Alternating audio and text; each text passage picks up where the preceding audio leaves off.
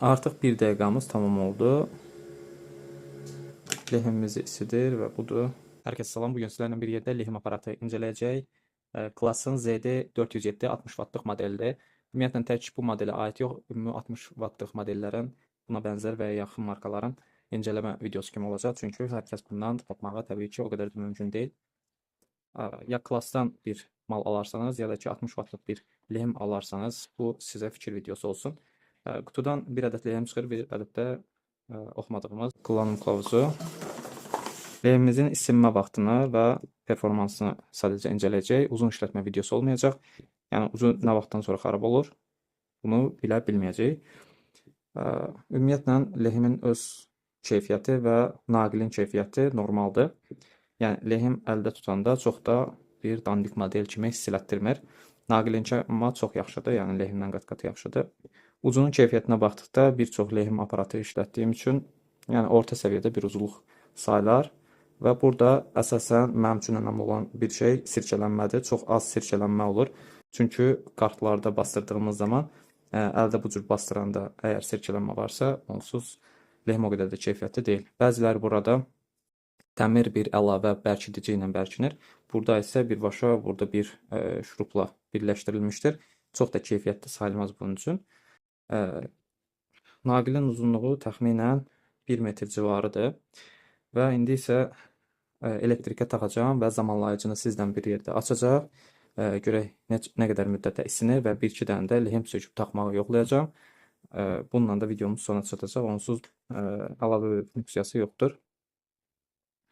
Bu cür lehimlərdə isinmə müddəti 2 dəqiqəyə yaxın olur. Çünki üstündə ayarlayıcı düymə olmadığı üçün lehim daim stabil istilikdə qalması üçün yavaş-yavaş isinmə gedir.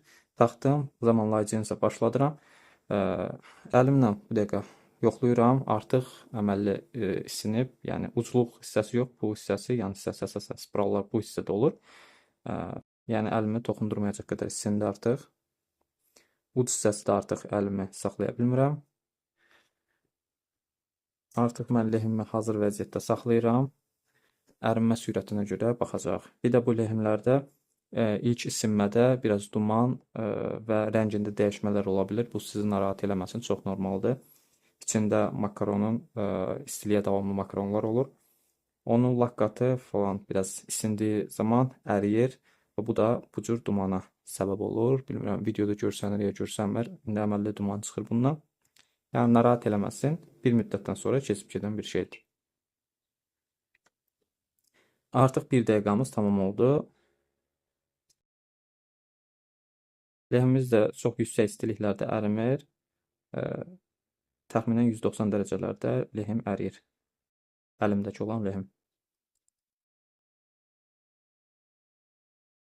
Artıq biraz əridiyini müşahidə edirik. Əritdi. Tam 1 dəqiqə 30 saniyə lehimimiz isindi. 1 dəqiqə 30 saniyə əslində bu cür lehimlər üçün, yəni lehim aparatları üçün yaxşı bir nəticədir.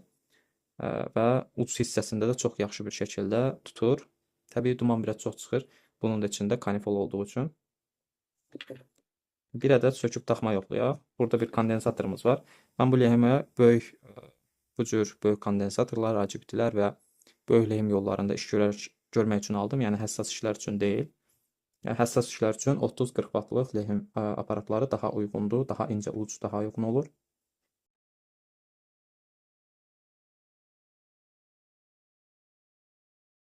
Heç bir çətinlik çəkmədən lehimimizi isidir və budur, sökdük. Yenidən yerinə taxmağı yoxlayaq. Naqil biraz ortalamadan daha qalın olduğu üçün biraz daha narahat eləyə bilər sizi. Ancaq onsuz böyük işlərdə işlədəcəyiniz bütün bu cür lehimləri yəqin ki, çox da narahat eləməz. Həssas işlər zamanı. Kondensator taxarkən mənfi müsbətinə diqqət eləyirik. Onsuz xarab kartda ancaq yenə əlimizi uyğunlaşdırmaq üçün. Və çox insan lehim edərkən bunu üstünə əridir, ondan sonra başlayır lehim etməyə. Bu cür etməyin, bu cür yanlışdır. Daha keyfiyyətsiz soyuq lehimlər edəcəksiniz. Lehimi bu cür komponentin ayağına dəydirib isidəndən sonra komponentin ayağına dəydirərək biraz sağa-sola lehim telinə hərəkət etdirərək lehim etməyə yoxlayın. Daha keyfiyyətli, daha rahat lehim edəcəksiniz.